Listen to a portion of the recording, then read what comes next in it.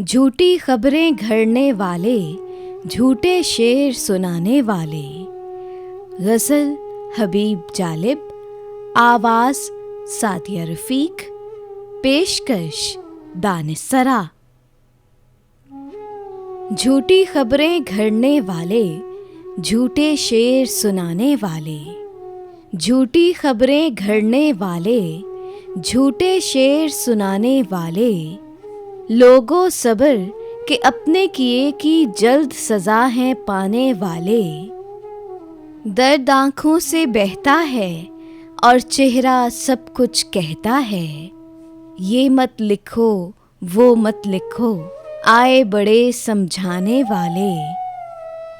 खुद काटेंगे अपनी मुश्किल, खुद पाएंगे अपनी मंजिल। राहज़नों से भी बदतर हैं राहनुमा कहलाने वाले। उनसे प्यार किया है हमने, उनकी राह में हम बैठे हैं। नामुमकिन है जिनका मिलना और नहीं जो आने वाले। उन पर भी हंसती थी दुनिया, आवाज़ें कसती थी दुनिया। जालिब अपनी ही सूरत थे, इश्क में जान से जाने वाले। झूठी खबरें घड़ने वाले, झूठे शेर सुनाने वाले। लोगों सब्र के अपने किए की जल्द सज़ा है पाने वाले।